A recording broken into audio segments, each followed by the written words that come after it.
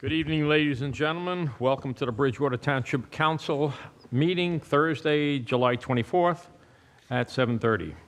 In compliance with the Open Public Meetings Act of New Jersey, the adequate notice of this meeting was provided on December 10th, 2024 by sending written notice and electronic notice to the Courier News and the Breeze, posting on the website and the bulletin board in the municipal building, and filing with the township clerk.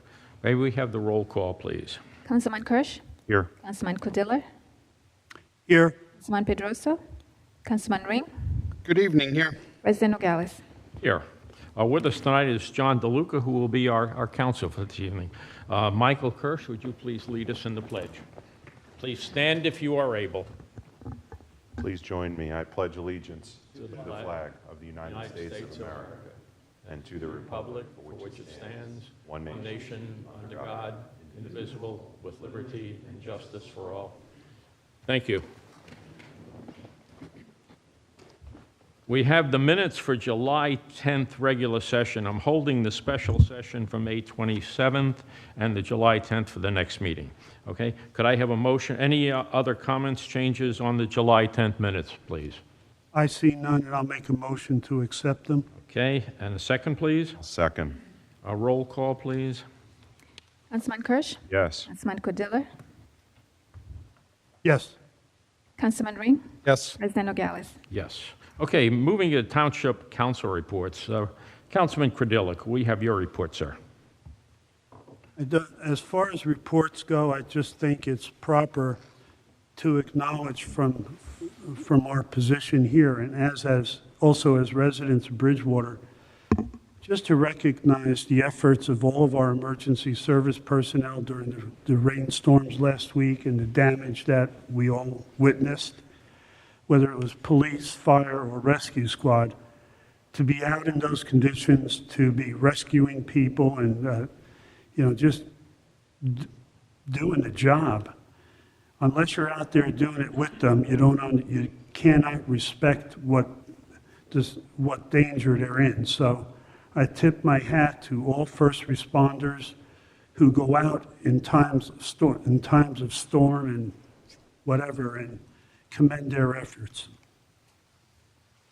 Thank you. Councilman Ring, please. I'm going to be very brief. No report. That's a nice report. Thank you. It's the summertime. Councilman Kirsch, your report, sir. Yeah, I'll be fairly brief on land use matters. Well, the planning board didn't meet, so that's real easy to report on. The zoning board met a couple of nights ago and heard the Cafe Amelia case. They had some of the residents had appeared here. That hearing made some progress and will be heard. Will continue in the October timeframe.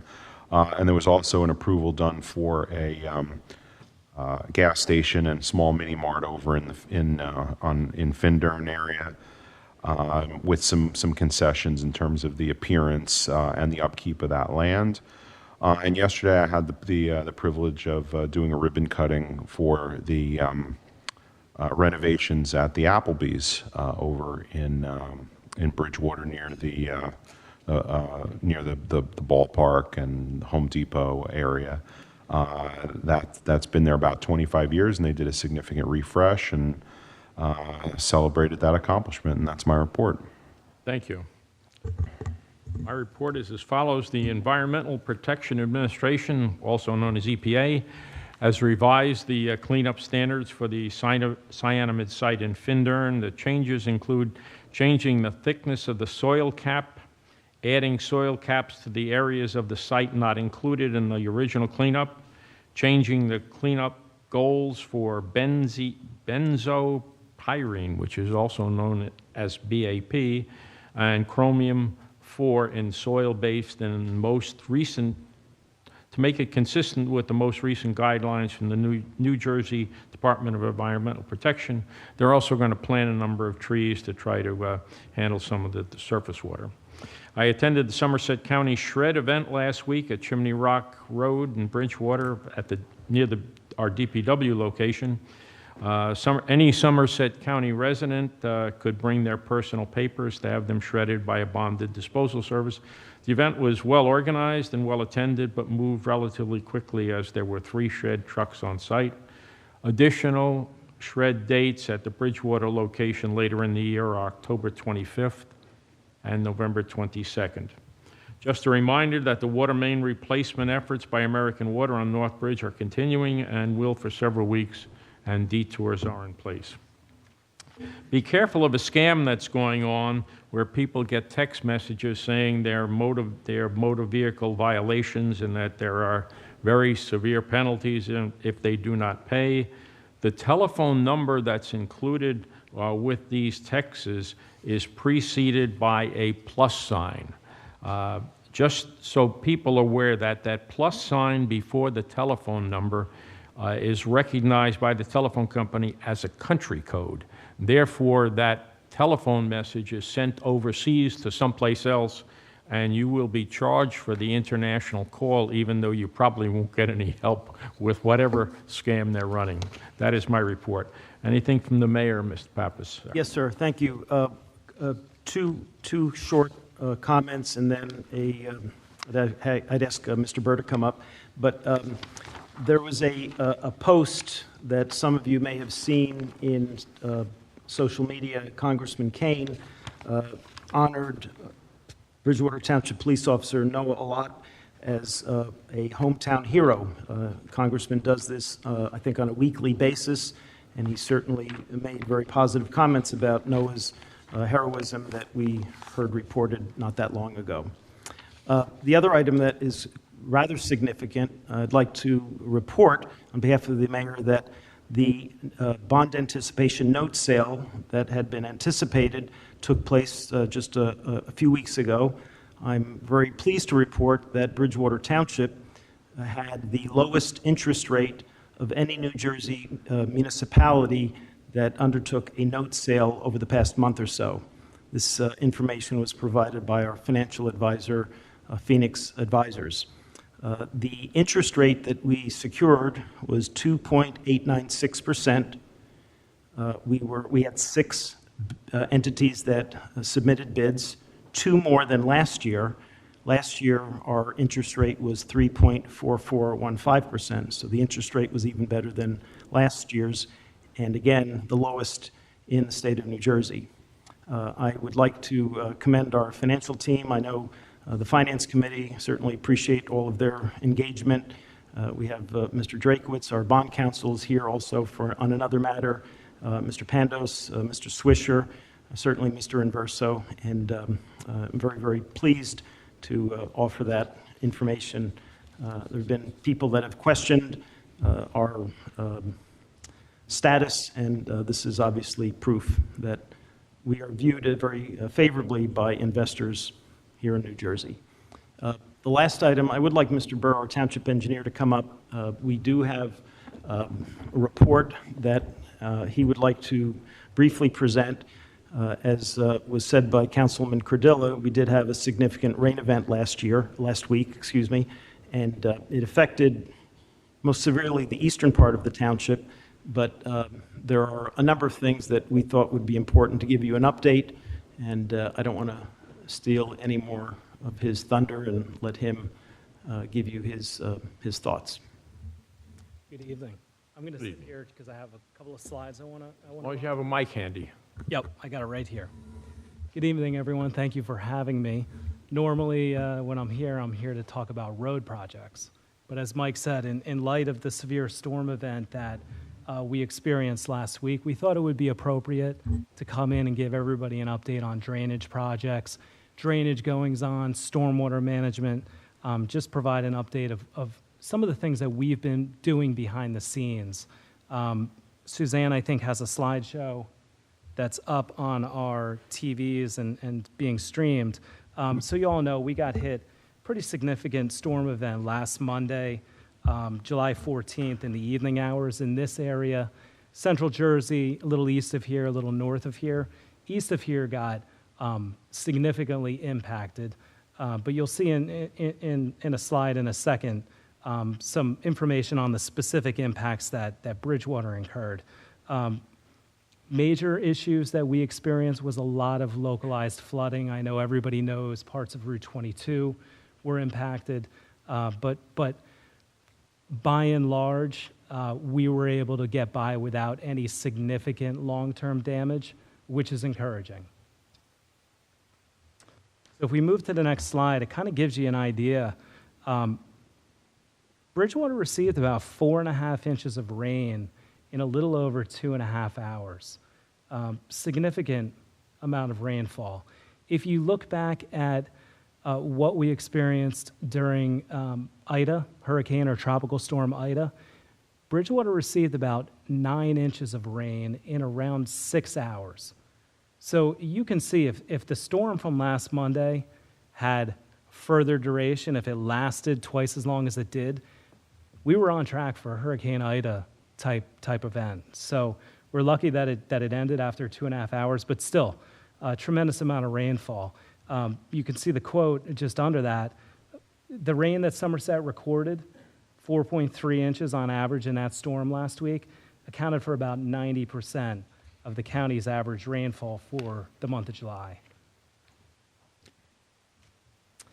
Next slide, couple of bullet points. Again, reiterating what Councilman Cardillo reported on, just a tremendous effort by all of township emergency responders, police, fire, EMS, OEM, police, and DPW. So great collaboration, communication, responsiveness. They had boots on the ground not only during the event, but also several hours after the event ended. You can see some of the details, 70 calls for service or assistance, 3 water rescues. As I mentioned, by and large, we were spared. There were areas that were hit much worse. You can see how much rainfall in Clark, east of here, and as well as in Plainfield, there were a couple casualties, unfortunately. So, again, significant event. I believe it's, if not the second most intense storm, but close to since Ida hit. So very significant. So what did we do since the storm hit? DPW has been regularly assessing some of the damage, responding to calls that have come in. Engineering has also been doing some assessments. If you all remember, post-Ida, the township was fortunate enough to get about $3 million worth of disaster aid money from FEMA to address a number of projects. A few of them assisted with drainage issues that came up as a result of Ida. There were some miscellaneous drainage channel cleanings that were taken care of. Retaining wall on Vossler Ave was replaced that also serves as really stabilization for that or embankment for the drainage channel that runs down Vossler Ave. And then we also did a lot of roadway work as well as repairing our sewer main that got washed out near the Lexus dealer off of 22. So a lot of FEMA money was invested. We also sought out grant money through USDA, and you've heard me report on this previously. We got almost $700,000 from USDA to address stream erosion issues, health and safety issues in 4 locations around town. That project was completed about 2 years ago, and in the aftermath of last week's storm event, we wanted to go out and see how those 4 areas held up. And we're going to show you a couple of slides now, a couple of photos of the condition post-storm. I think the pictures were taken yesterday. So as we cycle through, the first area that we performed work on was Brookside Drive. And that's directly downstream of Camp Cromwell, which we'll hear about tonight, a little more detail. But this particular area, you can see all of the large boulders. We installed those boulders to stabilize that stream embankment. And for the most part, you can see it's holding up quite well. That area of Brookside, the water coming off of township property and upstream of Camp Cromwell, the volume of water crested the roadway. If you were to drive down Brookside, you would see the staining on the road, the dirt staining, debris that's still lodged in some areas near the guide rail. So that area was impacted heavily. I think there was, I'm sorry, I think there was a private residence driveway's bridge actually Yes, washed there away. was. Yes, there was. And just out of Bridgewater in Warren Township, the roadway was significantly damaged, similar to what we saw in some areas after Ida in Bridgewater. So you have an area on Brookside in Warren that was very much damaged, as well as the SRVSA meter chamber. The fencing was destroyed in some locations as well. So this was an area that got hit hard. The work that we had done previously still is holding up well. I think there's two pictures of Brookside. Next area that we addressed was an area off of Valley View Drive. It's a cul-de-sac road off of Tulo Road, off of Washington Valley. This is near the cul-de-sac on Valley View. Again, we had significant stream erosion, embankment erosion. There's also a drainage pipe that you can't see in the photo that drains runoff from the roadway, a pre-existing pipe. The work that we did was meant to stabilize the embankment as well as protect our drainage infrastructure. And you can see it still looks pretty good. All the boulders are still in place, no further signs of erosion. So Valley View is holding up well. Next project is Long Road, just up from Washington Valley. This is a private driveway, but directly adjacent to Long Road, as you can see in the picture. Prior to Ida, there were gabion baskets that lined the edge of that drainage channel. Those baskets were completely destroyed in Ida. We got funding to replace those baskets. I know it's hard to see in the photos because the baskets have actually vegetated, so you don't really see. What we have underneath the vegetation is baskets filled with large riprap stones, 4 to 5 inch riprap stones. Again, the area that we improved, as you can see in the photo, holding up well. And the last area, and really the most significant one, was an area next to Blossom Drive off of Washington Valley. This is a large culvert that drains really from parts uphill outside of Township, Route 78, down the hill. This experienced severe erosion. We had areas that were probably 20 feet deep in erosion, very unstable, very unsafe. Through this program, we came in, employed the same idea of installing the gabion baskets, tried to smooth out the channel so that it didn't have such a steep slope to it, put in a new post and rail fence. I was actually surprised at how well this is holding up. And you can see, again, it's overgrown. There's nothing wrong with that. But as far as the underlying work that was done, it's holding up very well. So the 4 projects that we completed a few years ago, happy to report, are still in good condition and functioning as was designed. So what else do we have going on? Current initiatives. So I think I've reported before that the township is in receipt of a separate grant through FEMA to perform a town-wide drainage assessment. We're looking to get that project formally rolling in the very near future. What we've been doing regularly, meeting with administration, members of OCR, engineering, DPW, meeting regularly to track drainage issues that come into the municipal building, drainage concerns that are brought to our attention. We have an active database, the location, what the issue is, contact information for folks. We look at that list regularly and we update it regularly. What the grant money is going to do is really allow us to take that database to the next level.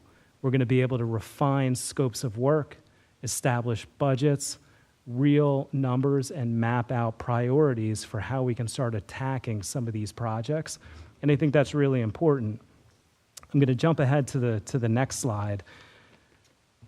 What we're doing right now, in addition to tracking our database, meeting regularly, looking to kickstart the grant project, There's also two pre-existing drainage issues, both in the Brown Road and Carteret Road neighborhood. That intersection floods regularly. I know it's well documented. We do have monies set aside. We're in the process right now of obtaining engineering proposals from consultants to help us do the drainage studies and prepare construction plans to help with those drainage issues. So a lot of things going on, a lot of things still to come, and that grant is really going to help us kickstart that. Last thing I want to touch on, I think it's important, it's related and equally as important. When we look at these drainage issues, I'm talking a lot about pre-existing drainage issues, issues that continue to come to our attention with the frequency and intensity of storms we're seeing. New things are constantly popping up. It's also important to make sure that for future development projects, we're protecting the township. And I just want to reiterate, you know, the state has been very proactive over the last number of years, really dating back to 2004. But in 2018, 2021, and 2023, the state has updated their stormwater management regulations, and they've required all municipalities to be in line with those requirements. Bridgewater is in line with those requirements from an ordinance perspective, and our planning and zoning boards on any new development project really review, as Councilman Kirsch has mentioned in his council reports.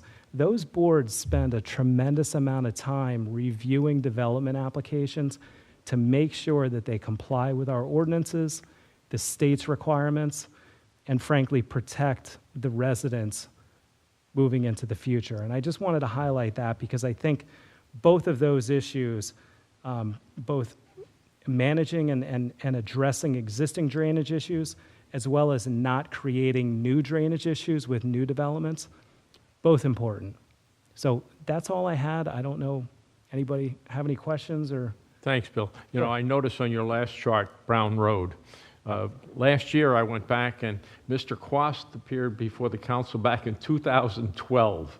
And I know a lot of work has gone on and probably more to follow, but Yep. water wants to go where water goes, and it takes everybody along with it. Unfortunately. And one thing I know people are probably sick of me saying it is these are not as simple as just putting down asphalt on a roadway. There's really a lot of things that we have to take into account when we look at these drainage projects. One of which being making sure that we're not going to impact people downstream by fixing an issue upstream. So a lot of moving parts, but we're working on it. Bill, who are the boots on the ground to go out and look at the various drainage issues in order to document them? What is the process going to be? I don't know that there's a limit to it, Council President. I think the boots on the ground could be our DPW superintendent. It could be the assistant superintendent. It could be any one of his foremen.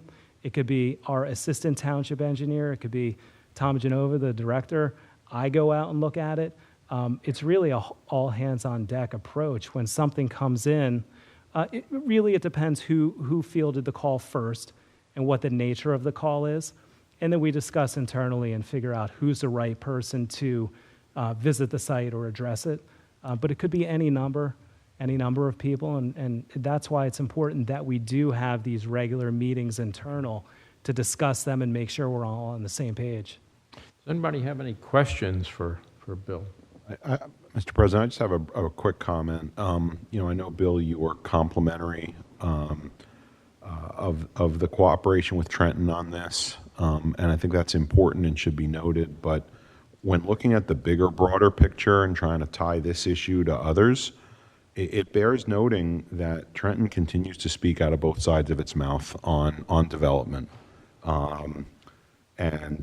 We do an outstanding job between the planning board, the zoning board, in trying to control water, in trying to control factors that we can. But the reality is that the action that we were forced to take over the next 10 years is going to result in a considerable increase in impervious coverage. That water will have to go somewhere. And so, we're fighting a battle on both ends. But, as it relates to your comments, Right. and specifically the event from last week,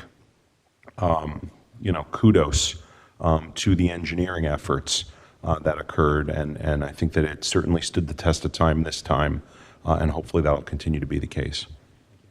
Any other comments, questions? Just a comment, Bill, thank you. I think your presentation was very informative, and I'm glad to see the work that we've done in the past is holding up very well. Thanks, Councilman. Hey, thanks, Bill. Appreciate Thank your you, time. everybody. In terms of, that's, anything else for the mayor? That's it for him? Okay. Proclamations, we have none. We're moving on to the presentation, and there are two of them tonight, at Camp Cromwell and Middlebrook. Mr. Pappas, would you like to offer some opening comments, please? Sure. Thank you. We have Mr. Scott Stevens, the Deputy Township Administrator, has put together a PowerPoint. He will make this presentation. There may be questions for Mr. Burr as engineer, but I would just want to make a comment as Scott prepares. He'll go through the history of this, and many people here know the history of this effort that has been undertaken a number of years ago. A lot has occurred, so why don't we just let Scott present, and then I may have some comments at the conclusion of it.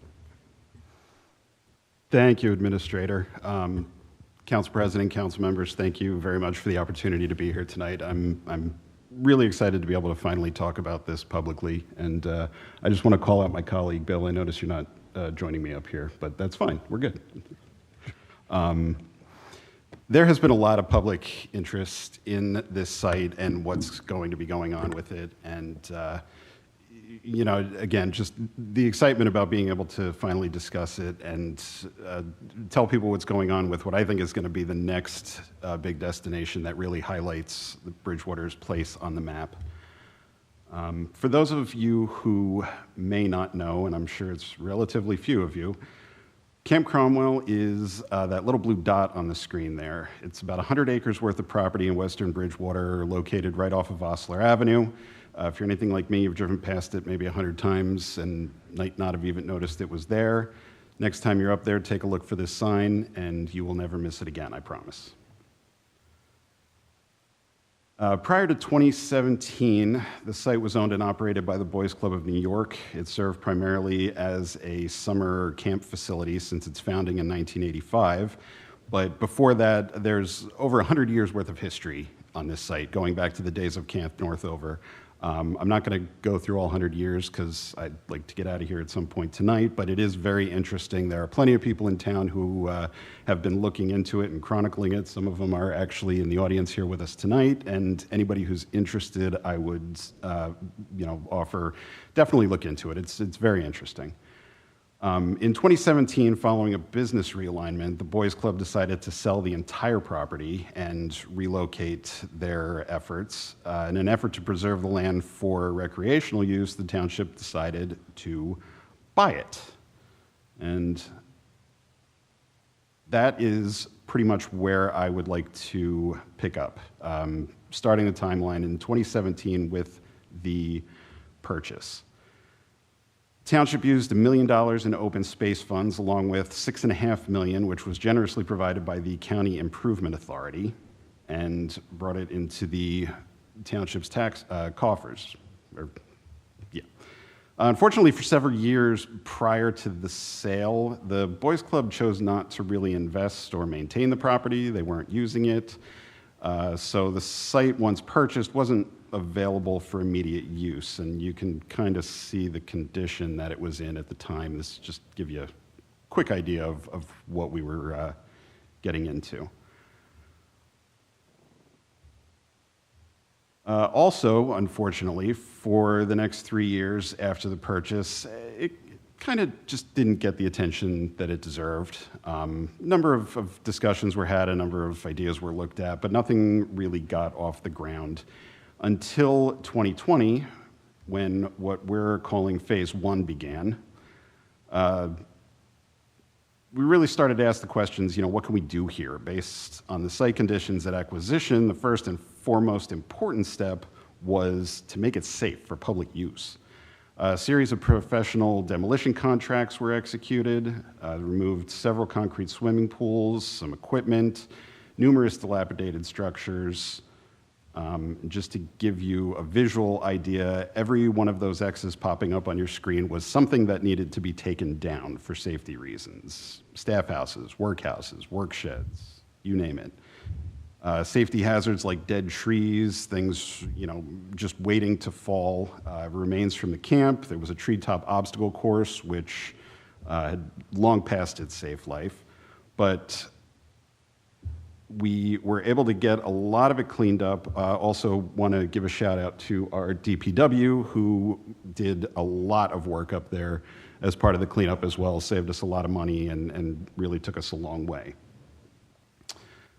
The last structure that needed to be taken down, on the top left corner, there was actually a dam on the property. Now, I know you're probably, well, there's a dam, where did the water go?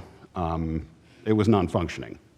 So there was really no point for it to be there other than to perhaps get people hurt. And again, just to give you an idea, the condition that it was in at the time, I don't know about you, my kids would just be dying to get hurt on that thing. So all of this cleanup, not only the safety, but just it also allowed the township to reduce our impervious coverage on this site, about 48,000 square feet, which, at the moment, okay, but down the road, that's really going to help us because obviously we want to do some building here and we want to have as little involvement from the powers that be as possible in being able to do what we want to do there. So this will help us keep net impervious coverage to a minimum. Also, just to continue on, give you a little bit of an idea as to cleanup, a few more examples here, just debris, dead trees, all kinds of wonderful things.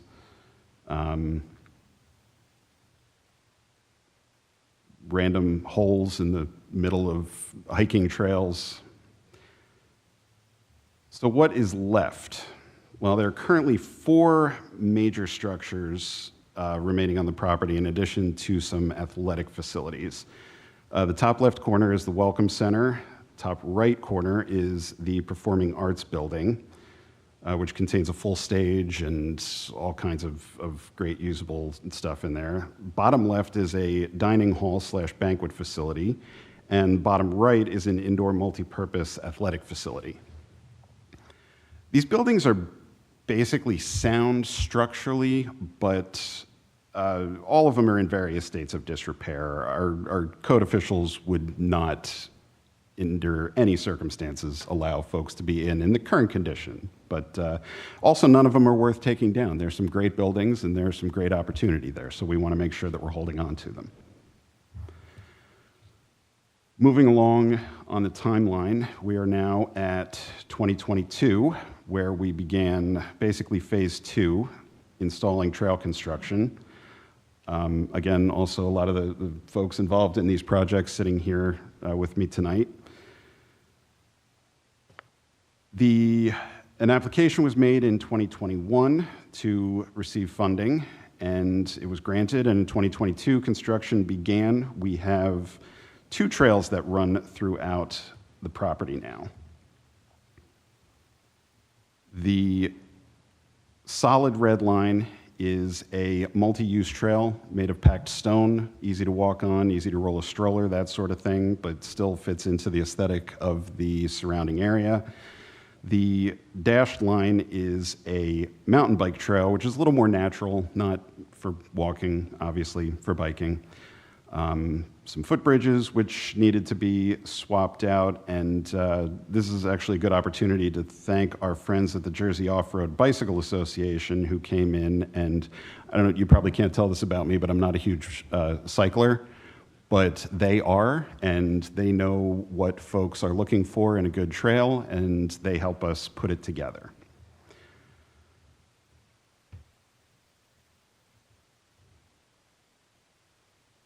We also, as looking at a fairly regional approach here, we were able to connect these trails to existing systems, most notably the Middlebrook Trail. So what you're looking at here is a safety crossing on, I'm not sure if this is Vossler or Brookside, but Vossler at Brookside. thank you. Thank you. And you can see, efforts were made to make sure that this is one continuous system, whether, just through use of materials and whatnot, getting everything lined up appropriately.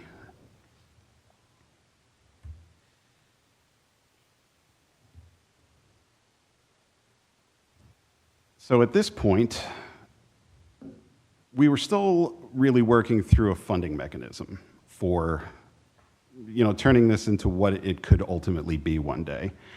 And in July of 2023, we were introduced to something called community project funding by Congressman Kane's office. I'm not going to call it an earmark because that's not what it is. It is a project funding mechanism provided to members of Congress. It's also not a grant, it's an appropriation. And I make the distinction mostly because while there was an application involved, there was far more to it than simply putting some words on a piece of paper and making everybody realize what a great project this is. There were a number of tours involved, there was a lot of advocacy. I want to thank the Friends of Bridgewater History, Bridgewater Recreation, a number of other groups that not only wrote letters, but helped to advocate on the town's behalf, understanding how important the project was, and ultimately wound up getting the project included in what would become the appropriation bill. I'll spare you all my singing of Schoolhouse Rock, but at that point, it was, in fact, just a bill, which is not very helpful to us. So at that point, we were kind of stuck in a waiting game, going through the legislative process, which I know you're all very familiar with and won't bore you. But eventually, with a little persistence and a little patience, made it through the House, made it through the Senate, received the president's signature. Ultimately, the bill was approved, and much to our, not surprise, but to our glee, we received the full $4 million that we had requested for the project. A lot of towns, were fortunate enough to get funding, but not everything that they were looking for, and, we did a really good job there, so. Is that in the bank? I'm sorry? Is the $4 million in our bank account? So it's not quite that easy. Yes, sitting here before you right now, it is, and I know we all don't want to be here till midnight, but I do want to explain this as much as I can. So Council President, I'll breathe through it as quickly as I can to give you an overview without, taking up too much time. First, real quick, I just want to let folks know that while we were going through this waiting process, we didn't just sit back. We used this time to think through some ideas and, more importantly, go out to the public and ask for their input. We had a public workshop in this very room. I think a number of you were here. It was very well attended. We had some online feedback, which also, was we got a good response on. A number of folks had some really good ideas, all of which we're looking at. Some of those ideas we got more than others.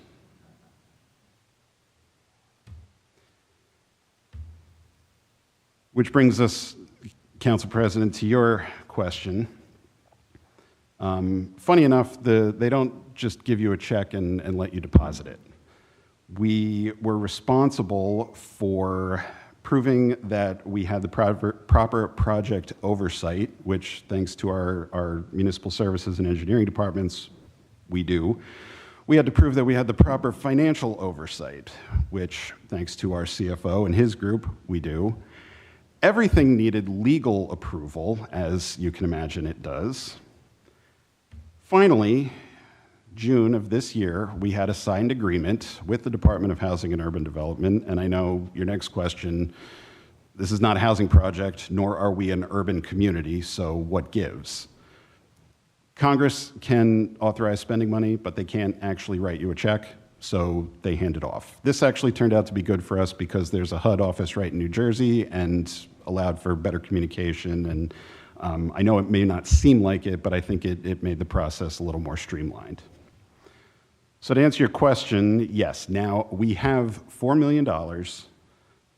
The catch here is that, again, as I've stated, they don't just give you a check. This is all reimbursable money.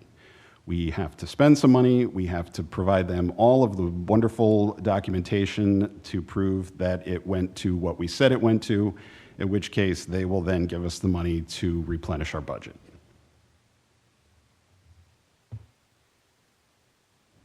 But we have approval to move forward, and that is the big thing. So now, the moment everybody's been waiting for, we want to look towards the future. And what ultimately the 100 acres of property that exists up there can be. I want to, if I can be indulged in one more shout out, one of our engineers, Kyle, who is currently at home with his 3-month-old son, put together all of these maps and renderings for us, so we really appreciate that. Where do we start? Well, the entrance seems like a good place.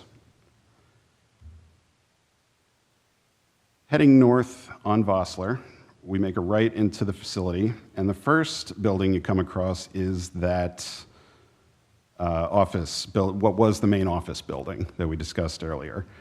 Again, in great shape structurally, but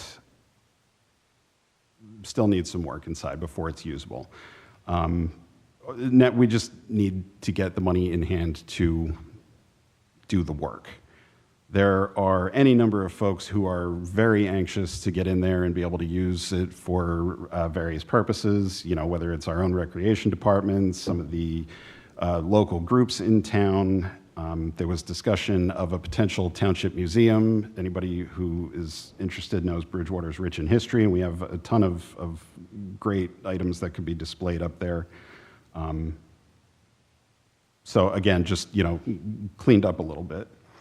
Moving further on down the road, the next major area and parking lot is the athletic facility, which, as it exists, is a number of basketball courts.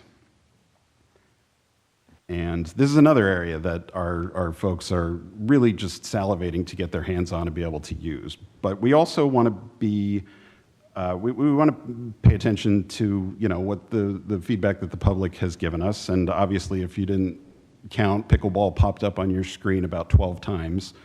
So there's plenty of space here. It's flat, it's paved, it's ready to go, and could easily accommodate at least for probably more pickleball courts. We'll know exactly once we get in and do some surveying and can really put pen to paper. This is just an idea of what the athletic facility looks like today. It's been cleaned up a little bit, but you can see the cracks a little better now. Not really something that you want to play basketball on. These two locations also mark the trailheads for the aforementioned trails. It is where the parking is best, and it is contained to a particular corner of the property that, if we can get these areas cleaned up, it is the quickest way to get the property open and usable for passive recreation for residents and anybody else who comes along interested in working on it. I have here, I want to show just some aerial shots because it really, if you'll indulge me, shows just the best example, the best view of what we're working with here. So what is on your screen is we've just made a right off of Vossler Ave, and we're heading in now. You can see that office building on your right. My left. Your left, sorry. My other right. And as we head down, you can see some of the other buildings in the background, but right here, if we make that right turn, which is now actually heading up on your screen, heads out to another parking lot, trailhead on your left, and here are the basketball courts. And Scott, it bears noting that under one of those grandstands is bathrooms, right? There were locker rooms. Right now, there are garbage piles. Okay. But They do have plumbing and electric. Plumbing, there's electrical, there's water, there's, the basis for something good out there. And just to give you another good view, because I think these videos are really cool.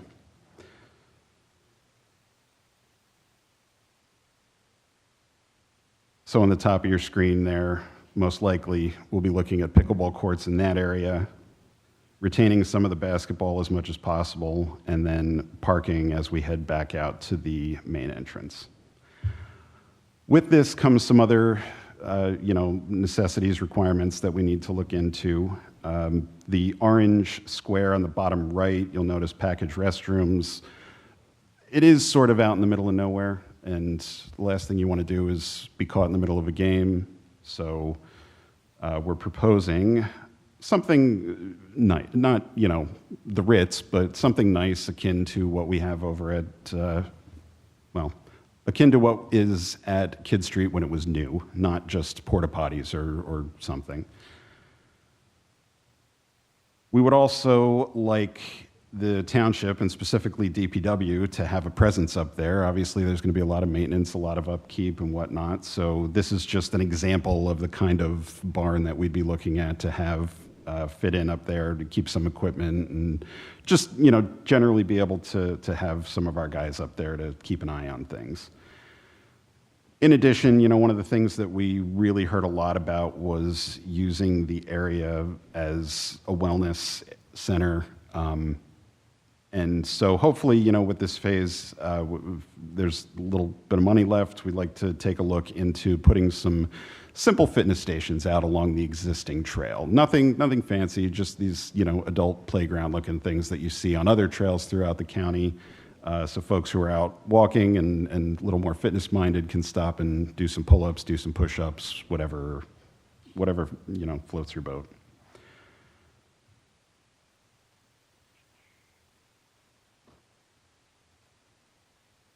All in all, Phase 3 represents an investment of about $1.3 million. Now, I know I said $4 million before, and we're looking at this as a phased approach to, first of all, be careful that we're not biting off more than we can chew, but, programmatically and financially, we have to front this money before getting it back. So finding $4 million to front, obviously not the easiest thing to do. But we are working with finance, making sure that we're not, overextending the township or getting us into any trouble. And also, we have 10 years to spend this money, so it's not going anywhere.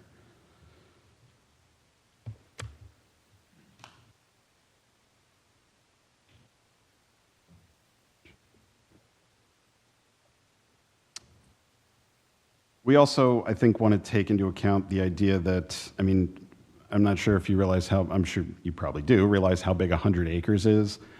This site may never be done as it is. It may be something that, is worked on in perpetuity. And to that extent, we want to make sure that we're addressing the needs of the time and what residents are looking for. But that's not to say that we aren't thinking about the future. We're already looking at, Phase 4 and onward, beginning to shift more towards an active recreational approach. The, rec department, we have a number of folks reaching out about the possibility of public-private partnerships. Residents continue to reach out, very anxious to see what could be done up there and to offer further insights. So we'll definitely, continue to be looking for input there. We'll be back here, obviously, as we move into the next, phase 4 or 5, however many it takes to appropriately spend that money, and as those phases start to become clearer. But, this, just to sum up, this is the best approach, the quickest approach to get this facility ready, get it open, and get residents enjoying, what is really just a diamond in the rough up there at the moment. So, my mouth is dry. I think I've reached the end of my spiel. I turn to the mayor, the administrator, if anybody wants to chime in. And I'd like to welcome Mayor Mensch to Dais. My microphone is, thank you, and sorry I missed the beginning of the meeting. I wanted to make sure that I got here for this presentation. And just a few additional notes from what Scott had already mentioned. So, first of all, I get a lot of questions, from residents, including my wife, who asked me repeatedly, well, why can't you just open it? Just open it. And from a starting point, the answer is it's not safe until we have certain, we can't have people roaming. As we know, that property is large. It's, would not be the kind of thing that we can just say, hey, go forth and roam. Now, whether some people may do that anyway now, but we certainly need to make sure that the property is ready to go. The other thing, which when it comes to the funding, we have money in open space funds, as everyone knows, but we can only use a certain portion of that for capital improvements, and we can't use any of it for maintenance. And of course, we also have other properties throughout town. So we can't just take all of our open space money and dump it into this project. So working through how do we make sure that we maximize it with what we have with the money from the federal government, with regard to, the projects that can get the most bang for the buck the quickest. That's how we're approaching this. There's a lot of ideas out there, and I think when we look into phase 4, some of it, there's other buildings on site. There's a creative arts type building. We have a lot of interest from different athletic groups, from different community organizations. As Scott mentioned, I think we want to do something with the museum up there, which may be maybe part of phase 3, I guess, when we get that initial building opened, although there's tons of ways that we can continue to expand and build on those ideas. And we've had a lot of conversations about different public-private partnerships, which could be as narrow or focused or as broad. I mean, I've had folks come forward with very grandiose ideas about what a public-private partnership could look like there and the kind of things that you could run in different programs versus, very small, having I'll say piecemeal, but a public-private partnership on a specific type of use, very focused on one area of the property. So for any residents who are listening, who say, hey, I was really hoping for, I hear a lot about wrestling, or my wife was on me about creative arts and, the stage area there. All those things are still things that we are pursuing. Just because they're not in phase 3, so to speak, is not in any indication that those are not going to be part of future phases. But if we continue to wait and say, well, we're not going to do anything until we know what we're doing with the entire property at one time and have everything worked out, we'll never get this open. My grandkids will be waiting for it to be opened if we are slowed down by the weight of the project and the magnitude of what could go there. So, we're excited to get this moving. I don't say the catch, but the part that Scott, I guess, left for me to mention, which is the less fun part, is, as mentioned, we have the money, but on paper, we need to spend it and then get reimbursed. So in order to do that, what I'm proposing, administration is proposing, is a bond ordinance that would allow us to do the 1.3 million now. And we get reimbursed, including any interest costs that are off of it. It's reimbursable. But alternatively, we would have to wait to move forward with that money until we have 4 million or 1.3 or whatever we're doing in phases in the bank. So from a funding standpoint, we only have those two options. It's either funded in cash, which means we have to either raise it through taxation now directly, or find that money in cuts, or do it through bonding. And I'm of the opinion that the bonding, and one of the reasons we're doing it also piecemeal, is that it breaks up we're not asking for a $4 million bond, especially when that money would be sitting there for some time. So that's what we were supposed to do. And in this kind of project, in addition to not having to raise it out of cash, the reality is that the residents that will get use out of this project are going to be residents who are here now, as well as residents for the next, 20, 30, 40 years. And so, this allocates appropriately. But the good news here is that we get the money back from the federal government. We can pay off. We don't have to wait to pay it off, but we have to spend it and get the check. So our finance team could ask any questions on that, but this is not a traditional bonding situation where we're bonding and then our residents we have no options. We're going to spend it, then give the federal government the receipts for what we've spent, and then they will give us a check. But like with all things in the federal government, we don't know whether that check is going to be written in 30 days from the time we submit our receipts, or whether there's going to be a 6-month lag time. So that's where we're at with this. Obviously, if the council has questions about the approach to the project or the funding, we certainly can answer them tonight or over the next couple weeks. There's no we have say some time. I mean, we want to get this moving, so we certainly don't want to be sitting on it for months, because I know residents are interested. I don't know about all of you, but I get pinged on this more and more. And, it's a great piece of property. We want people to enjoy it. So, the only alternative at the moment to the bonding approach would be to do nothing for the rest of this year.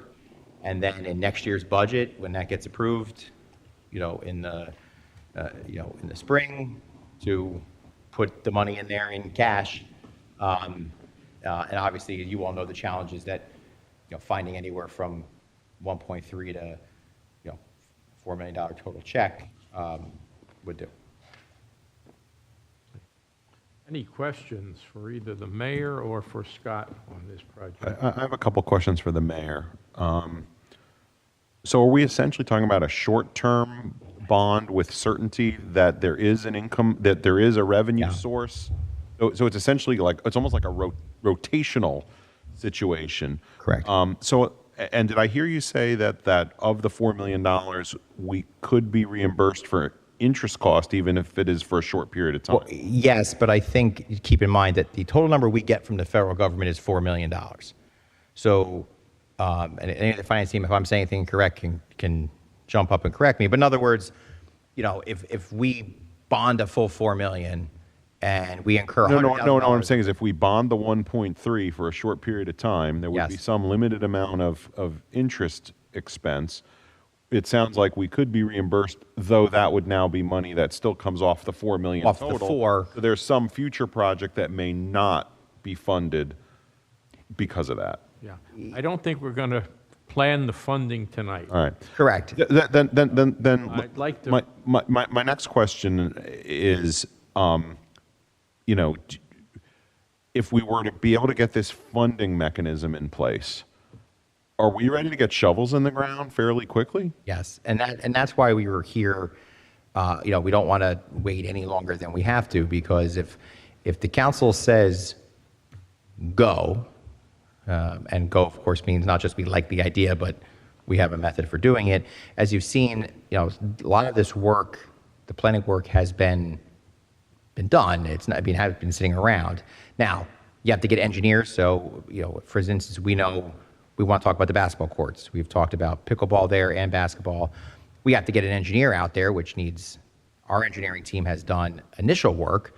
But as you all know from engineering projects, to go out there and do true engineering work requires actual funding, not the kind of stuff that we can work into just a typical day-to-day engineering work. So the first step upon getting the project moving with funding would be to hire the engineers. to go out, do the specific engineering, all the site plan work that would normally happen with a zoning, a land use application, to go out there, go out and do the work.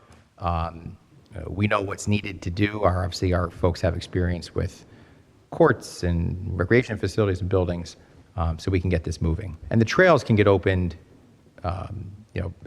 hopefully the quickest, but we're ready to move. And a component of all this from a safety standpoint is lighting, call boxes, things like that, correct? Yeah, absolutely. And if you've seen the pictures up there, even just you really can't play basketball up there, even if we were just to say, hey, throw a hoop up, and it's the court's cracked. It's you got to make sure that it's a facility that is safe for our residents and of the right caliber for our residents. If I can just add one thing about lighting, I don't think, if I'm mistaken, I don't think extensive exterior lighting is included in this phase. This phase, it's to make some of these facilities, the office building, the basketball area, putting an outdoor lavatory, a small public works facility, making at least a portion of the site accessible, allow the trails to be accessible with the lavatory, have parking. That's what, but extensive exterior lighting is not part of this phase. Right, we're not talking big baseball style. No. When I said lighting, I mean lighting of parking areas and sufficient to get people onto trails. Yeah, basic security type. Yeah. Safety type lighting. Any other questions? Yes. When we applied for this $4 million, did we not have to have a plan as to that $4 million? Yes, and so we have a plan that we submitted for the entire, $4 million project. I guess my question is, I understand the need to complete work in phases. But if we had a template when we applied for this $4 million, why are we not seeing what phase 4 and on, to me, we should have a roadmap. We should know that this is what phase 1 is, this is what phase 2 is, this is what phase 3 is, even if we're completing it in stages. Yeah, and so certainly we can, talk through, the kind of the full plan. A couple things though. One, the plan has some, I would say generalities, but there's some flexibility within the plan, right? So when you say we want to do recreation facilities, we're not necessarily locked into what we had put in our submission that says it has to be specifically basketball versus pickleball versus other things like that, tennis, those kind of things. So some of the other parts of the plan have areas where we still need to make decision making to do. Some things may have changed, things we want to do, but that grant, that plan is it's a public document. I mean, it's available to any of the council members who haven't seen it or the public. It's not a secret document in the sense, but I would just caution both the council and the public that from that plan, that was the grant application submitted in 2000 and whatever it is, 2 or 3, that provides an overall model, but we're not locked into every aspect of it. Mayor, if I could just jump in and add to what you were saying, because it's not a grant in the traditional sense, a lot of the application was geared towards showing the potential of the property and the potential of what could happen here, not necessarily specific, well, there's going to be bleachers here and a field here and that sort of thing. Alan, do you have any questions? Not at this time. Okay. Scott, thank you very much for Thank your you. presentation. I think the township in total looks forward to this project moving forward at some point. Okay, we're now moving to the Middlebrook Pump Station, and Mr. Pappas, did you have some? Mr. Pappas, do you want to have some opening comments to Thank you. introduce? We have, as you know, heard about our various pump stations. We now have a brief overview, kind of a reiteration of what you have heard before, but a specific plan and a specific approach to fund the rebuild of this pump station. So we have Mr. Genova and Mr. Drakewitz here.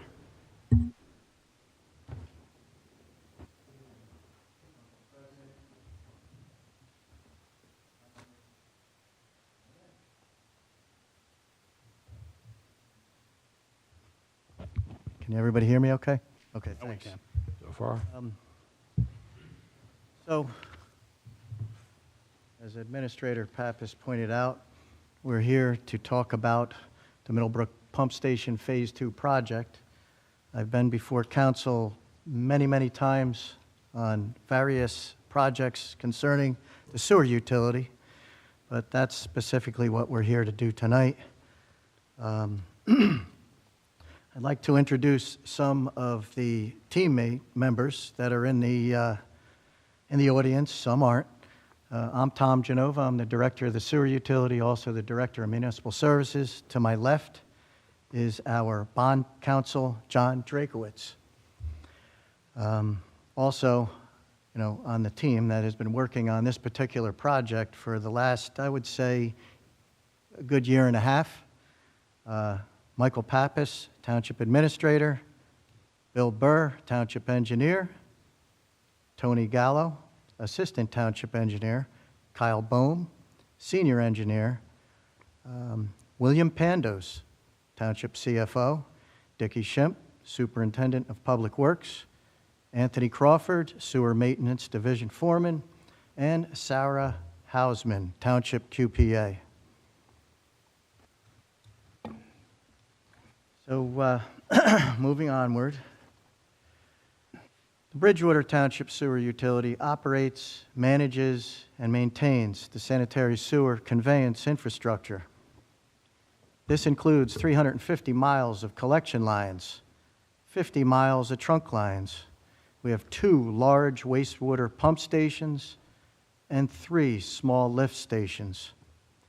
The 2 large pump stations are Middlebrook Pump Station and the Gilbride Road Pump Station. The collection system takes wastewater from Bridgewater Township, also the southern portion of Warren Township, and the northern portion of Branchburg Township, and conveys the same to the Somerset-Raritan Valley Sewage Authority for wastewater treatment services. The sewer utility's primary purpose is to collect and transport wastewater from homes and businesses, ensuring public health and environmental protection. The mission of the sewer utility is to meet or exceed all state and federal environmental regulations and requirements. A compliance evaluation and inspection of the sewer utility facilities was conducted by the New Jersey Department of Environmental Protection on February the 5th, 2025. The report was dated February 26, 2025, and it did confirm full compliance. As part of the mission, the sewer utility must make improvements to infrastructure to remain in compliance and to meet the residents' and businesses' needs. So again, tonight we are here to present the Middlebrook Pump Station Phase 2 project timeline. The Middlebrook Pump Station, located at the terminus of Easy Street, is a wet well, dry well type station. Pumping equipment is located in the dry well, and there is a building above the wells that houses electrical equipment and a generator. This station was constructed in 1969 and has not undergone any significant improvements since 1995. The Middlebrook Pump Station is the township's main pumping station, handling approximately 40% of the township's sewage flow. The average dry weather flow is 1.75 million gallons a day. During the 4-inch rain event that occurred July the 14th, 2025, the flow was 3.75 million gallons a day. So, speaking to the condition, it is definitely showing its age. The pump seals are leaking on all 3 pumps. Motor bearings are grinding. The suction and discharge valves are unable to close to isolate the pumps for repairs. The primary controls and drives are obsolete. So again, the pump station requires a complete renovation. The Phase 2 improvement project is critical to to the sewer conveyance operation of the sewer utility. So we started with Phase 1. Phase 1 improvement project was completed in 2023. This included construction of a bypass connection on the force main. The Phase 1 project also included a bypass manhole on the gravity influent line to facilitate bypass pumping during the Phase 2 improvement project, or obviously during any other type of major repairs to this station. The Phase 2 project consists of a complete renovation, including replacement of pumps, piping, valves, motor control center, pump control panels, emergency generator, and site work. The Phase 2 construction budget is $3,529,200. The professional engineering consultant for construction management and the professional engineering consultant for design services during construction is budgeted at $400,000. The bond council budget is budgeted at $25,000. Now, it's important to note that all of these expenses, they are approved in the New Jersey Water Bank financing.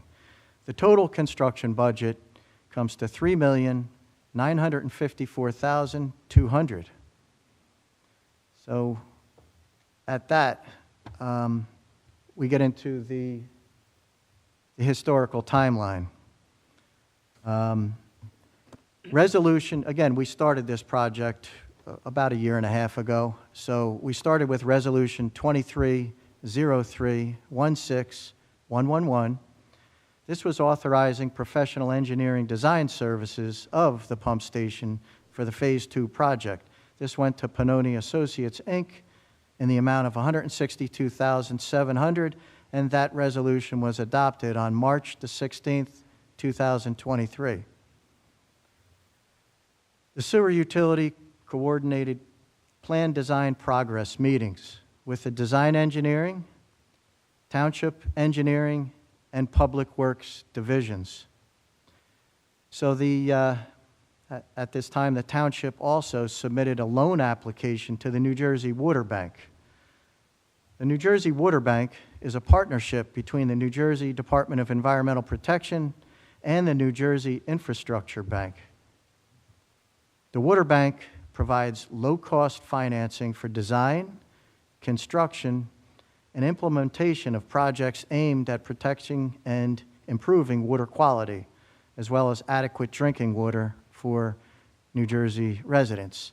So at that, I would like to turn over to the man at my left, the bond counsel, Mr. Drakowitz, to talk a little bit more about the water bank financing, because I think it solves a lot of problems with regard to cash flow. So with that, real close to that. And John Drakowitz from Gibbons Firm, fortunate enough to be bond counsel to the great township of Bridgewater.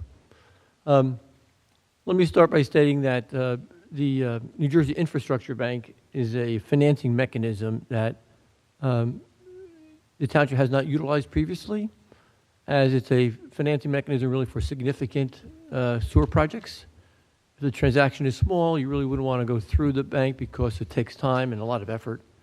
But a project of this magnitude, which is about approximately $4 million, it would be one that would be potentially a financial mechanism to be utilized. And why is that? It's because the I-Bank is what it's known as in New Jersey Infrastructure Bank, I-Bank for short, provides loans for 50% that is at market rate. So for a project of this size, 20, 30-year project, the rate would be 4.5%, but 50% is also at 0%.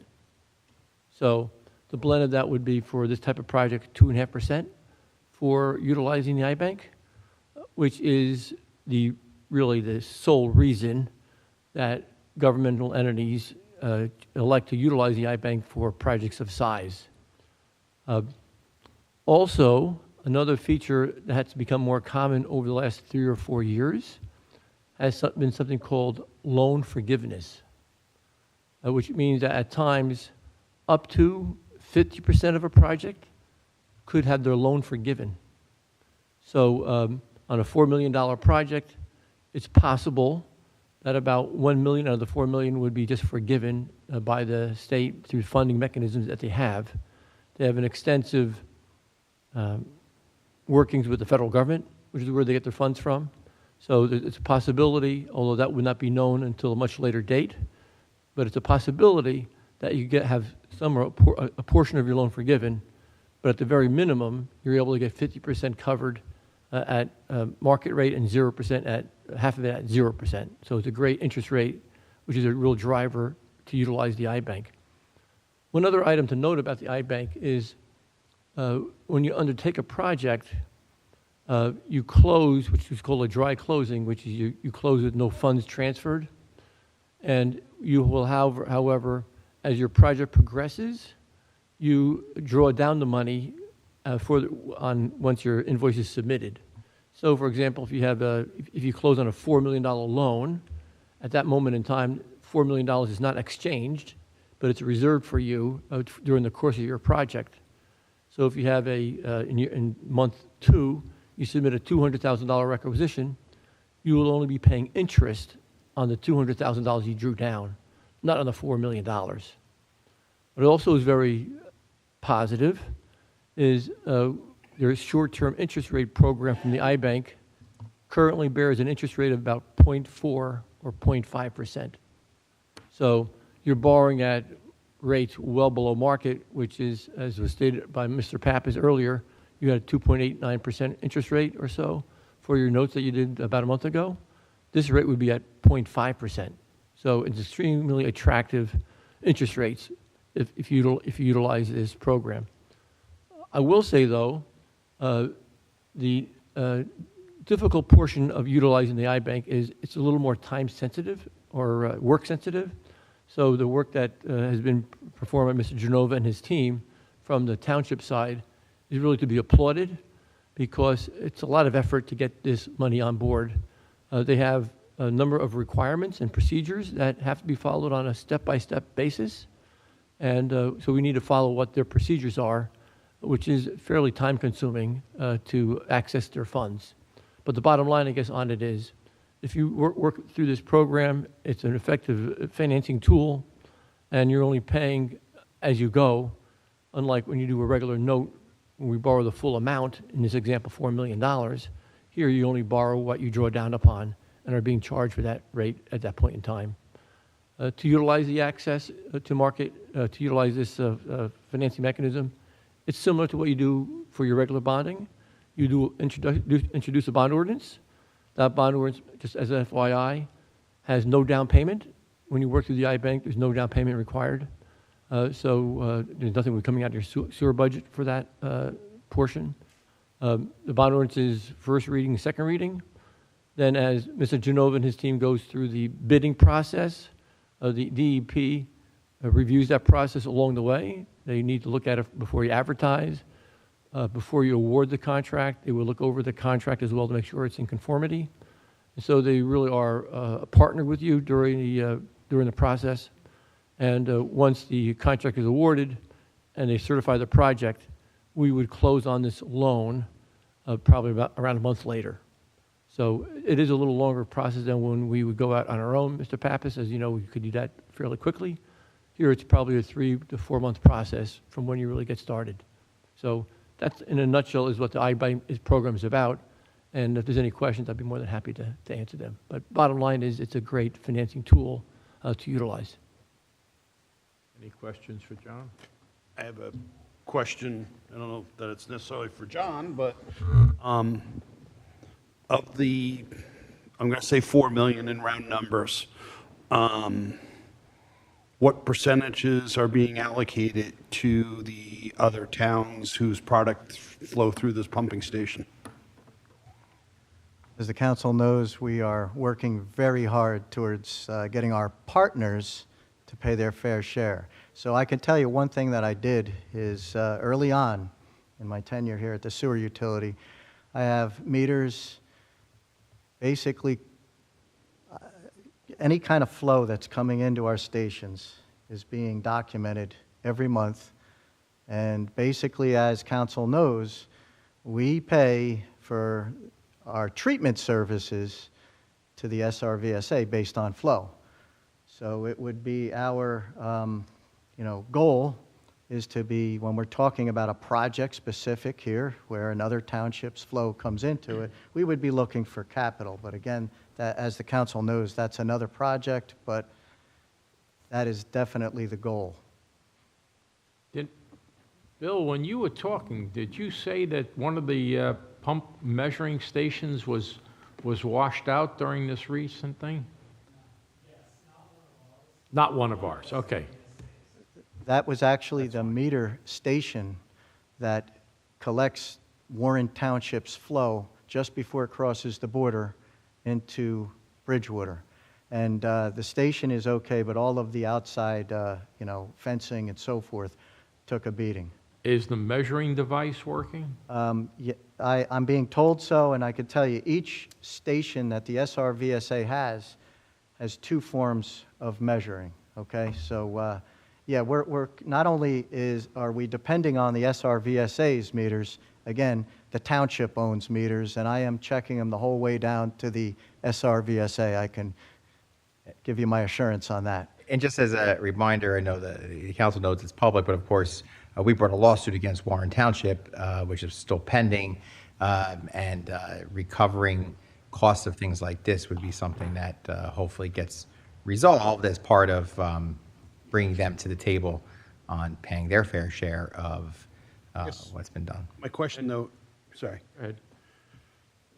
It's a big project. I know it needs to be done, but do we try to, what I'm wrestling with in my mind is, yes, it's a project that needs to be done, but on the flip side, if we have these outstanding issues with our partners we're trying to work on, is financially, does it behoove us to try to resolve those issues before embarking on a $4 million project? So, I think the issue, and I've been one who's been a little, I think, slower, a little bit more hesitant to, engage in some of the larger scale sewer projects, making sure that I'm understood that we need to do it, things like that. And I think here we're at a point now where, one, it's critical. So as many of us know, when you're dealing with a litigation and a lawsuit and everything else, we could hope that it resolves quickly. We could be in court for 2 years with Warren Township if they decide that, we can't find a resolution and we have to get to a court to make a decision. And I can tell you that if this thing fails, because we took too long to work on it, we're going to have rooms full. So I think, in answer to your question, and then the third part piece of that, though, Tim, is with the iBank funding, if we were to say, you know what, we want to make sure that Warren comes with this check, or anybody else who contributes comes with this check first, and we lose the opportunity for the iBank funding, and we have to do this through just straight up market rate financing, It costs a lot more. it's going to cost more in the long run. Understood. So, One of the things we'd like to do as part of this project, excuse me, is be number 1 and number 2, to be able to flush. People will expect to be able to flush their toilets, and that is very, very important. Showers are optional, but flushing toilets. and make sure it doesn't come back up. So, that's the other piece of this. Mr. President, two questions, if I may. So first, and I know the answer to both of them. This day was. Why are you asking them? Well, no, because I think it's important, for the dialogue. This day was definitely coming, that we were going to have this conversation. This is not a surprise. This has been very well planned, correct. This is no surprise. We've been talking about this for years. And this is a consequence of an aging system that must be maintained. Okay. Absolutely. All right. Thank you. So let me ask my second question.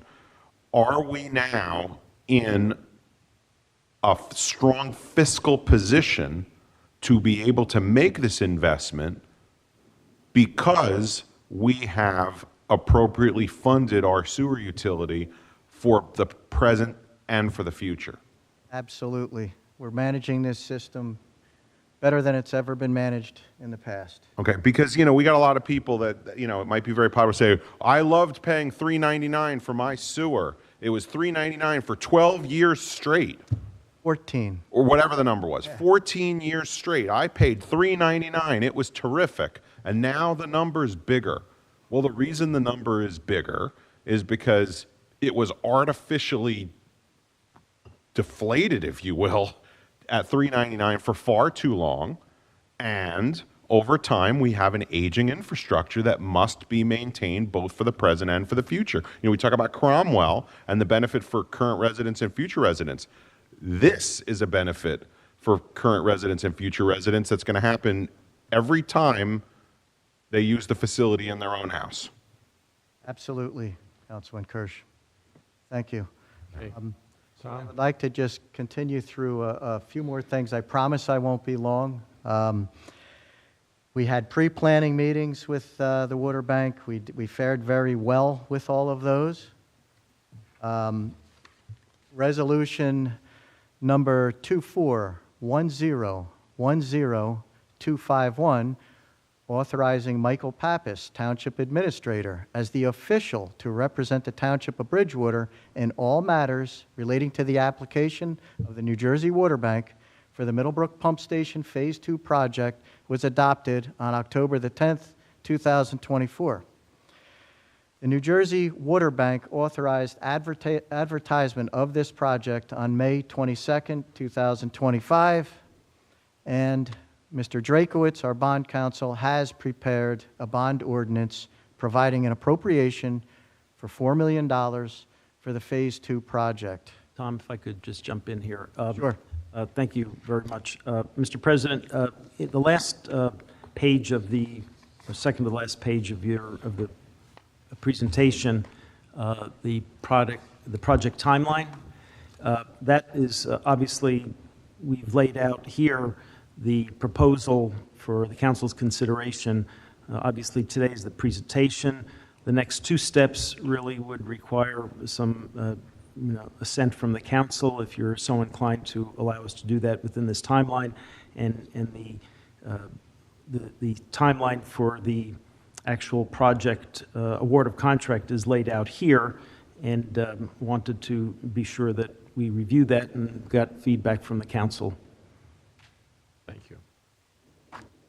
But I want to thank Mr. Genova and Mr. Drakowitz, Mr. Pandos, Mr. Schimpf, Mr. Burr, Mr. Gallo, Mr. Boehm, that have really put a lot into this.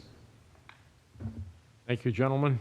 We're going to move to item number 9, which is meeting open to the public. Members of the public wishing to address the council on any matter will be allowed 3 minutes to speak unless there are unusual circumstances. Could I have a motion, please, to open to the So public? moved. Second? Second.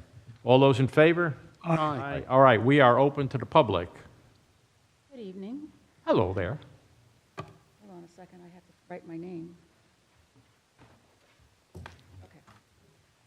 Well, thank you very much, Scott, for that presentation. So now I have a better idea of what the timing is, and I'm fairly certain I still won't be here by the time it's finished. Anyway, it is exciting to hear about Cromwell. I am one of the few people left in the township, I think, that understands what those two buildings that are at the end of your plan can be used for. And I'm right there with Stephanie because I have used that room for exactly its purpose, along with the barn that we keep forgetting about. My barn, you know? I got it. Yeah. Which I'm sure she reminds you of fairly frequently as well. If anybody ever has to worry about an advocate for Camp Cromwell in my ear, my wife's on me almost every day. Good. We'll have to congratulate her for that. I guess, if I understand correctly, you're not concerned about the money going away, that the money will be there, you have it, it's not some pie in the sky kind of thing. Okay, that's good. And I was glad to hear, I was wondering how things were going to work out, and I was glad to hear that you are planning on doing a bond so that you can start the project and then go back and do another bond and finish it, because it's reimbursable. I tried in January of 2024, I think it was now, to find out the income and expense on the project called Lane Voorhees, you know, that place over on Milltown Road that you all own. And they told me they couldn't get me that information, which is a concern to me because that's a reimbursable grant. The county owes you money. So someone should know how much you spent so that you can, if you haven't already gotten the money back from the county, you can put that back in your coffers. It doesn't begin to touch what you need for Cromwell, but it is a reimbursable grant. Great, Chris, if I can, we've recently done a very extensive audit, and we think we have the detail of all of that now. Okay, that's great. Do I need to operate it, or can you just send it to me? We'll get it for you. We'll get it. Okay, thanks. In terms of Cromwell, and probably the part that bothers me the absolute most is that I have someone in my house who is very frequently called to Cromwell for the fire alarm system going off. And what I have seen of what the inside of that one building, the old dining hall looks like, makes me want to throw up. I appreciate that you don't have the money to do the work on those two buildings, but take the time and mothball them. Flush a toilet. Don't let the police in there with their guns and leaving their I know we took care of this, Michael, but just to give the council some idea of what that building was being used for. Figure out a way to know when somebody breaks in the back window and it doesn't stay broken until somebody goes up there and happens to look around. Mothball those two buildings so that when you finally decide what you're going to do with them, I probably will not be here by that point, you won't have to do as much to those buildings, and Bill won't be going out in the middle of the night. Not that that's a problem, but anyway, so make sure, if you could please assure me that the fire alarm systems are not going to get shut off like they had been because the fire department was going there too often, that you're going to take the time and spend what little, you can spend the reimbursable for the grant, okay, on mothballing Cromwell, since we're not using it to mothball Lane Voorhees. And I don't have enough time, I have another meeting to go to, so I don't have enough time to really talk to you about what I think about Lane Voorhees and the Hancock property. So that's for another night. Thank you very much. Thanks, Chris. Thank you, Chris. Anyone else wishing to address the council?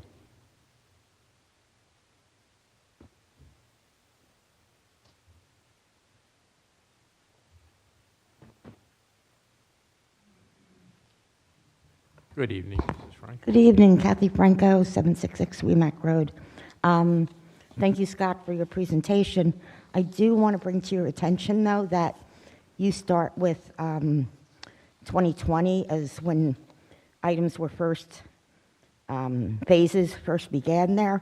I found an article from October 9th of 2019 written by Roman Ushak based upon a meeting on October 3rd, where they talked about money that was spent both in 2018 and in 2019. I was actually at that meeting, and I asked when or how much money we would be spending on Camp Cromwell and when we might see it. And that was, I think, the first time I came to this council and asked about Camp Cromwell. And I was told soon. And I think I've been told soon every year since then. So we're now in 2025, and I think we have a plan to spend $1.3 million and to bond it and to spend it and to get reimbursed. Do we have a drop-dead date when those front gates on Bosler Avenue will be open so people can drive their cars in, park their cars, use the walking trails, at least, because right now, you know, I know there's walking trails. For me to get to those walking trails, I only live like a quarter of a mile, but I have to walk all the way down to Brookside, okay, to get to the entrance where it doesn't say no trespassing, and there's nowhere to park down there. Ms. Franco, right now, the plan is, once this phase that was described tonight is completed, that's when it would be available. And what's the timeline on There will that? be a lavatory, restroom facilities available, which we think is important for both the users What's of the the trail. timeline? Is it I think March of 2026? I think Is it could be December of within the next 2026? year or less, less than a year. Mrs. Franco, I think the hope is if the council introduces this at the next meeting, and then voted on at the following meeting, and we get the funding in place, we can start with the engineering work in the fall, similar to, you can't doing most of the construction work in the winter, so you do the engineering work all through the fall. Then we can go out to bids to the extent we need to in the early, January, February timeframe, and then you can have construction through that spring. Because we don't have. Ribbon cutting by the fall, maybe, of 2026? I would hope so. Okay. We think earlier, if we go on the schedule we've mapped out, the hope would be that, by the late spring of next year, hopefully earlier, but you'd have it open for the public to be able to use as the weather turns and people want to be outside. That's the hope. Until we get an actual engineer and a construction manager out there, I don't know yet whether we'll be able to open parts of it while we're doing work on other parts, or whether we're going to have to do even it. just for the passive walking trails, and, so people can, not just, I do see the bikers in there, who are biking over from the other parts, the other parts. Yeah, and you're right there. We did trail work back in, I think, 18 and 19, and some of that work there was a storm and there was some other stuff there where some of the work got destroyed in terms of had to be either rebuilt or we had to recut some of the weeds. Yeah, and from what I hear, some of the bridges are like getting a little worn and dilapidated. Okay, my other question is, since we're on parks, is what is happening with the Wempo-Boshare property? I know we bought like a house, we knocked it down, we were going to make a parking lot. There's still no way, as far as I know, for people to drive to that property and be able to enjoy the passive recreation opportunity that was supposed to present. If I may, we have been speaking with our engineering, municipal services, and public works. We are trying to see if we can do at least some of that in-house. There is a plan. We have not gotten to it yet, but it is something that certainly we have on our list. What are we trying to do in-house? Trail, maybe just trail. because- It was supposed to have a parking area, and people were supposed to be able to use it for passive. Yes, except that with that property, there was never an intention, not that we can't change future use, but there was never an intention of making that like a giant paved parking lot with No, it was going to be gravel. facilities. It was really always intended to be, we purchased it mostly for preservation purposes. Yeah. Recreation was, I don't want to say an afterthought, but it was. But like if a Girl Scout troop wanted to go and just like go find whatever those frogs were that they said were on the property, Yeah, so that's one of the things where if we're going to do any kind of parking facility, it would just be, gravel type of work. A decent-sized field there. You could open that chain tomorrow. Yeah, and what we're trying to do is with all the funding, the differences of funding priorities, if we can do it in-house with our engineers, then we don't have to hire, we don't have to expend capital for outside engineers. And, the reality is that it's something that we want to do, but it's not the top priority of all the engineering, Okay. Thank you very much. Appreciate your time. Thank you. Anyone else wishing to address the council, please come forward, sign your name, state your name and address, please. Kenny, 198 Hills Drive. Yes, so I was here about a month ago about that intersection and about a stop sign, and obviously didn't have enough time to address that. But now there's another issue. Yeah, so on July 9th, was a Wednesday, my wife woke me up, happy birthday, there's no water in the house. American Water. So I took a walk with my dog up the street where the action was on Short Hills Drive. It was 244. I saw the water truck, a police car, and construction equipment and a crew. And they had chopped down a tree, so that must have been why the water main broke. Because it was built in 1967. And I emailed Councilman Cardillo about this. You got that on Monday? Yeah, I didn't get a response, but thank you for acknowledging that. And so it looks like what they did is they didn't have concrete. So they paved the curb and the sidewalk and put gravel where the grass was. So obviously that has to be addressed, and I have no idea when they're coming back. That was on the 9th, and we're a couple weeks out now. So I just want to make sure that American Water, the town contacts them to make sure they come out and correct that. Yeah, we look at all the, we don't, unfortunately, or fortunately, depending on the day, we don't control American Water, but our engineering department, when anybody opens up a road, they have to get a road opening permit.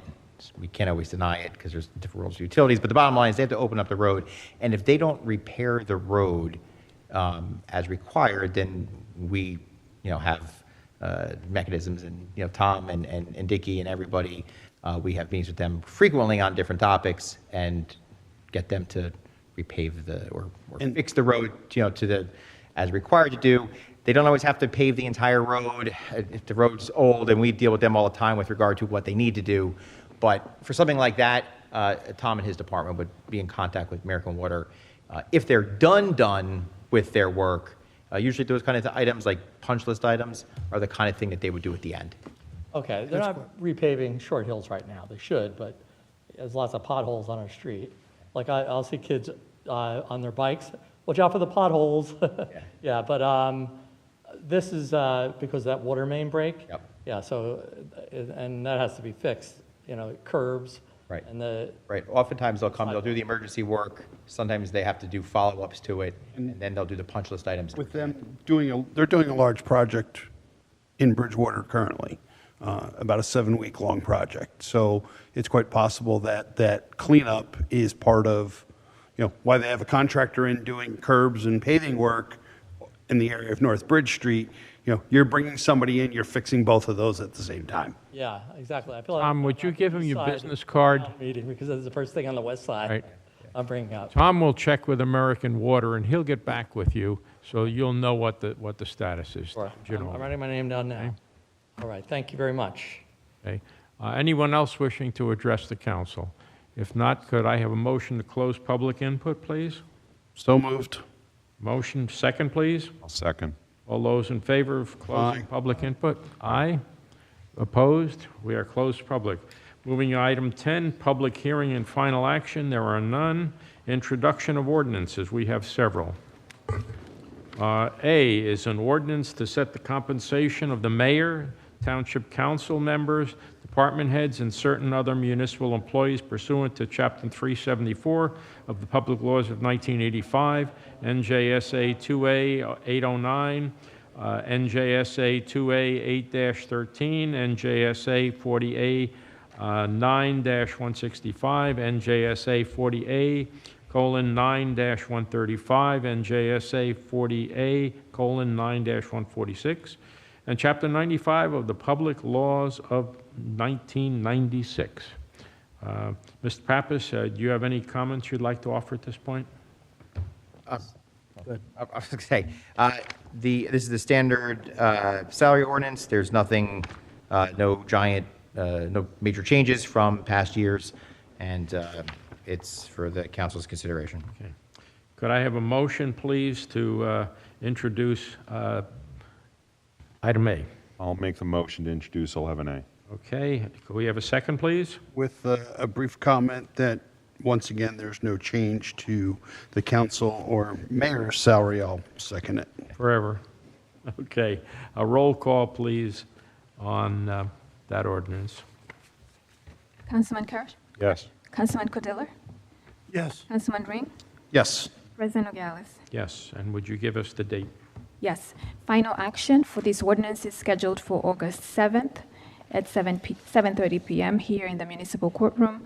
Public inspection of this ordinance is available and it will be available on the township website, the bulletin board, and in the clerk's office. Okay. Moving to ordinance B, ordinance of the Bridgewater Township Council authorizing the acquisition through donation of land from Somerset Land Equities LLC, identified as Lot 4 in Block 567, located on San Antonio Avenue, consisting of approximately 6,000 square feet. Mayor or Administrator, any comments? This is a donation, which we're very grateful for, and continues our acquisition of contiguous property in the area. It's a good thing. Could I have a motion, please, I'll on make B? that motion. And a second, please? Second. Roll call, please. Councilman Kirsch? Yes. Councilman Cordilla? Yes. Councilman Pedros? Councilman Ring? Yes. President Nogales? Yes. Ordinance C, an ordinance of the Township of Bridgewater authorizing the acquisition, oh, I'm sorry. That's okay. I beg your pardon. That's okay. Final action for this ordinance is scheduled for August 7th, 2025 at 7:30 p.m. here in the municipal courtroom. Public inspection of this ordinance will be made available on the township website, the bulletin board, and through the clerk's office. Thank you. An ordinance of the Township of Bridgewater authorizing the acquisition of land identified as Lot 25 and 26, Block 256, consisting of approximately 8,000 square feet, from Arlene F. Bagan and K.A. Falco as tenants in common who are the seller, for the purchase price of $165,000 from the township's open space fund. I know this property doesn't have an address, but for the public's benefit, this is property over at Findern Park. We're in that area.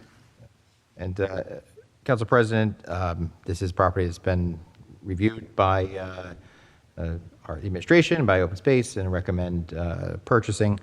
And again, we'll add to our property that we own in the area, which, for future uses. Thank you. I have one comment. With all due respect to the price for this property, the assessed value is $4,600 for each of the two lots, which means the entire assessment is $9,200. And in this particular case, it would, I'm sorry, I'm looking at the wrong one. Yeah, D, I think you're looking at This is D. the one, this is C. These are assessed at $7,800 per lot. So the entire assessment is only $15,600, which leads me to believe that we're simply paying too much. So I personally, from a financial standpoint, will not be able to support this acquisition. Is there anyone else who has any comments on this one? If not, could I have a motion, please, on this acquisition? A question that I have is, when we negotiated the price of the property, we took into the account the assessed value of the property, and there was a negotiation for the price?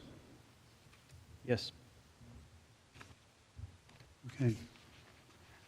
With that thought in mind, I'll make a motion to move forward with the purchase. Okay, a second, please? Second. Okay. I'll just make a brief conversation that, in a case like this, I believe it is a combination of the assessed value, the potential for the property. This is adjacent to Harry Alley Park. There is strategic value in owning it, and that's the reason why I support this acquisition. Quite honestly, I don't have a problem with the strategic value. It's the price that's the problem for me. All right, roll call, please. Councilman Kirsch? Yes. Councilman Cordilla? Yes. Councilman Ring? Yes. President Nogales? No. Moving to D on a Public hearing, Howard? public hearing. Final action for this ordinance is scheduled for August 7th at 7:30 p.m. here in the municipal courtroom. Public inspection of this ordinance is available on the township website, on the bulletin board, and through the clerk's office. Thank you. Council President, on 11D, this one we're going to hold. There was a question that came up that we want to make sure we have an answer to before Okay, we so go to- D is pulled from the agenda. Thank you, sir. Okay, thank you. Moving to resolutions, 12A, resolution of the Township Council of Bridgewater, Township of Bridgewater authorizing a shared services agreement with the Township of Reddington for qualified purchasing agent services in the amount of $10,000. Mr. Pappas? I can answer the question. So Oh, this is, okay. we've talked about this before, but this is, us loaning out our purchasing agent. Of course, Sarah works for us. We've negotiated this. I think we've talked about this a couple times before, but to make sure that it's a fair agreement for Bridgewater and will not interfere or detract from any of Sarah's obligations to the township. So good for us, good for her, good for Reddington. I've had several conversations with the CFO at Reddington. I think it's basically 4 hours over a period of time. There would be only limited need for Sarah, who's our QPA, to visit Reddington. So this is a good deal for the township, it really is, and for both sides. When she does visit, though, there's always you're traveling, she using a personal vehicle to go back and forth, or township, or? I think it depends upon when. If it's something that she can do on her way to work, stopping there would likely be her own personal vehicle, but we don't expect that to be an extensive time where she would be actually physically there. Just, from a workers', God forbid, car accident, whatever, workers' comp point of view. Okay, could I have a motion, please, on 12A? I'll make that motion. And a second? I'll second. Okay, roll call, please. Councilman Kirsch? Yes. Councilman Cordella? Yes. Councilman Ring? Yes. President Nogales? Yes. Okay. B, approval to submit a grant application and execute a grant contract with the New Jersey Department of Transportation for the Country Club, Meadow Road, and Talamini Road improvements under their 2026 municipal aid program in the amount of $696,336. This is a great program. We've utilized them any number of times, and I'm looking for a motion, please. I'll make that motion. And a second? I'll second, just reminding everyone the speed limit on Talamini is 25, and it is enforced. Well, it isn't. It is enforced. It's just that it's not enforced. No, it is 25, and it is enforced. You're speaking from experience. Yes. Okay, roll Family member experience. call. Councilman Kirsch? Yes. Councilman Cordella? Yes. Councilman Ring? Yes. President Nogales? Yes.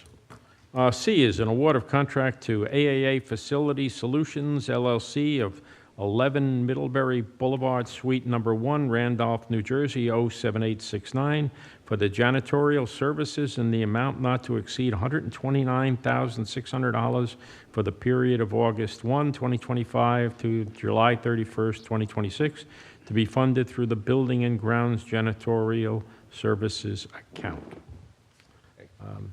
Council President, this is, as council knows, we've had issues with janitorial services before, hence why you see in the resolution that the lowest bidder, who was by far the lowest bidder, was disqualified based upon our past experience. That suggests that it's not an actual real bid for quality services.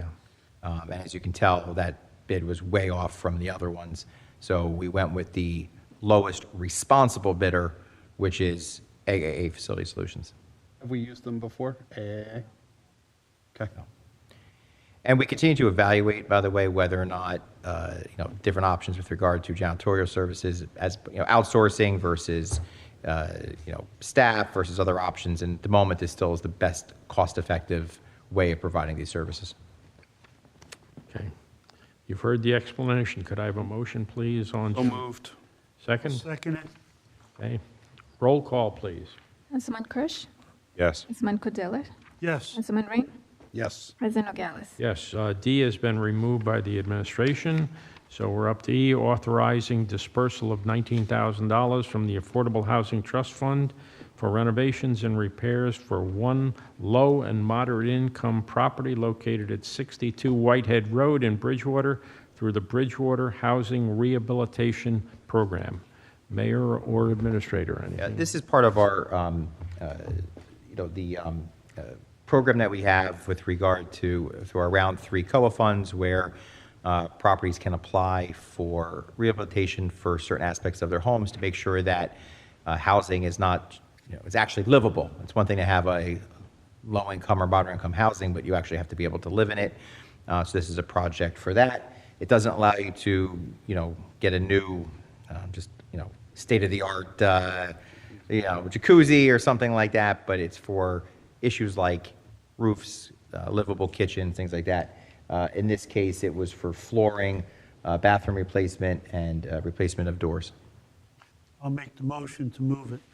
Second? I'll second. Roll call on E, please. Councilman Kirsch? Yes. Councilman Cordella? Yes. Councilman Ring?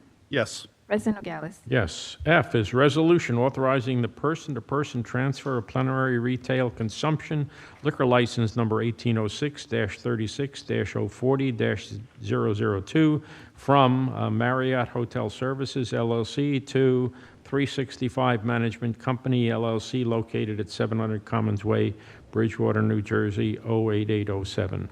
Are they all in according, since you do most of that stuff? Yes, this is just a simple transfer from Marriott Hotel to a different company. Just the Great. name that's being transferred. It's simple, and they have all the necessary And- approvals. Thank you. The Motion? hotel is staying as a Marriott, it's just a transfer of the management. That's correct. Okay. When that transfers, do the special stipulations that are on there transfer as well? That's correct. Okay, thank you. You make that as a motion? Sure. Second, please. I'll second it. Roll call, please, on F. Councilman Kirsch? Yes. Councilman Cordiller? Yes. Councilman Ring?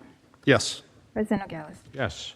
Okay, we're now up to item 13, which is closed session. Be it resolved that the Bridgewater Township Council, that this body will now convene in closed session to discuss litigation, including Warren Township and contract negotiations for affordable housing. When and if matters discussed become public record, this will be made known to the public at that time. The public is excluded from said meeting, and further notice thereof is dispensed with, all in accordance with Section 8 and 4A of the Open Public Meetings Act. Could I have a motion to go to Do we expect any? And we do not expect to have any action item after this, so I assume we will simply close the meeting. So, a motion to go to closed session? So moved. Second? Second. All those in favor? Aye. Aye, okay, we are closed as soon as we get the door. Thank you very much.